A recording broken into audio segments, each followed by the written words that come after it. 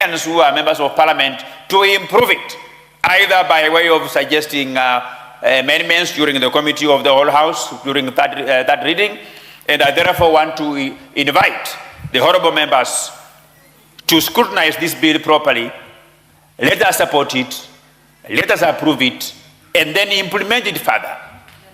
Because part of the, when we received public participation at the committee level, Madam Speaker, many Kenyans are supporting this bill, many institutions are supporting this bill, because this bill, in fact, ought to have been brought here 15 years ago. But God has his own way, has a purpose why we had to bring it at this time, and I therefore want to ask my colleagues to support this bill. Let us pass this bill so that it requires civil servants to be given a notice period before being transferred from one station to the other. This bill will streamline the civil service. What is happening today, Madam Speaker, is that we have some women who have suffered because of sexual harassment, where they don't heed to those harassment, Madam Chair. The people who are leading those institutions will transfer them as a way of punishing them from one station to the other, and even men as well, because this sexual harassment has no respect for gender. We have men who are being harassed sexually, and as well as women also being harassed sexually, Madam Speaker, and to stop those things that the transfers must, one, be merited, then number two, be given a notice period so that you don't just wake up in the morning, then you are told that you've been transferred from Bungoma to Malindi, or you have been transferred from Kwale to Turkana, so that Kenyans can at least give service to our country in decorum. With these very few remarks, Madam Speaker, I beg to move that the Employment Amendment Bill, National Assembly Bill number 62 of 2023, be read for a second time. I thank you, Madam Speaker. Is your seconder? I ask Honorable Owen Bayer to second.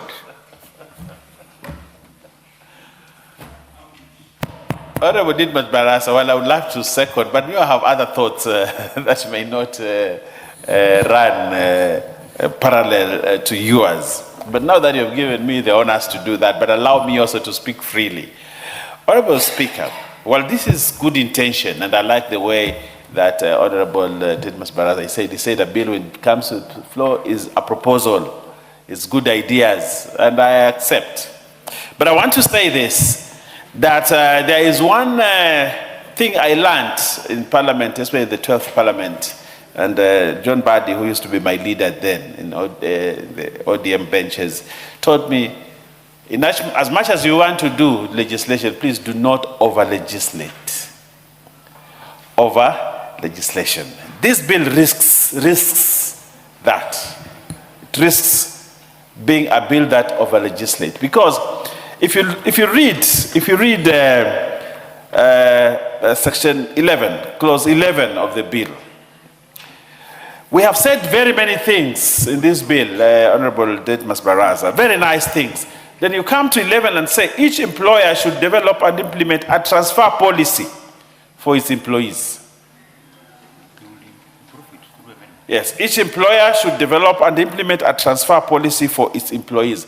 And when you look at all the things that obtained from 15A, all the way, actually these are policy issues, to my best of understanding.